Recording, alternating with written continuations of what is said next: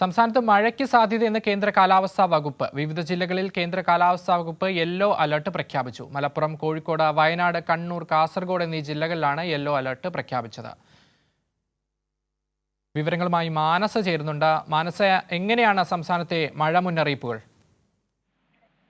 അക്ഷയ്, കേന്ദ്ര കാലാവസ്ഥാ വകുപ്പിന്റെ ഏറ്റവും പുതിയ മുന്നറിയിപ്പ് പ്രകാരം സംസ്ഥാനത്ത് ഇന്ന് 5 ജില്ലകളിലാണ് യെല്ലോ അലർട്ട് നൽകിയിരിക്കുന്നത്. മലപ്പുറം, കോഴിക്കോട്, വയനാട്, കണ്ണൂർ, കാസർഗോഡ് ജില്ലകളിലാണ് യെല്ലോ അലർട്ട് ഉള്ളത്. നിലവിൽ വടക്കൻ ജില്ലകളിലാണ് മഴ ശക്തമായി തുടരുന്നത് എന്നതാണ് കേന്ദ്ര കാലാവസ്ഥാ വകുപ്പിന്റെ അറിയിപ്പ് പ്രകാരം മനസ്സിലാക്കുന്നത്. അതോടൊപ്പം തന്നെ മറ്റ് ജില്ലകളിൽ അലർട്ടുകൾ ഇല്ല എങ്കിൽ കൂടിയും നേരിയ രീതിയിലുള്ള മഴ ലഭ്യമാകുമെന്ന മുന്നറിയിപ്പ് നൽകിയിട്ടുണ്ട്. അതുകൊണ്ട് മലയോര തീരദേശ മേഖലകളിലുള്ളവർ അതീവ ജാഗ്രത പാലിക്കണമെന്ന് തന്നെയാണ് അറിയിച്ചിരിക്കുന്നത്. കാരണം കഴിഞ്ഞ ദിവസങ്ങളിലൊക്കെയും തന്നെ തീവ്രമായ രീതിയിലുള്ള മഴ ലഭ്യമായിരുന്നു. തിരുവനന്തപുരം ഉൾപ്പെടെയുള്ള ജില്ലകളിൽ താഴ്ന്ന ഭാഗങ്ങളിലൊക്കെയും വെള്ളം കയറുന്ന ഒരു സ്ഥിതിയും ഉണ്ടായിരുന്നു. അതുകൊണ്ട് അപകട സാധ്യതാ മേഖലകളിലുള്ളവർ അധികൃതരെ അറിയിച്ച നിർദ്ദേശാനുസരണം മാറി താമസിക്കണമെന്ന് സംസ്ഥാന ദുരന്ത നിവാരണ അതോറിറ്റി അറിയിച്ചിട്ടുണ്ട്.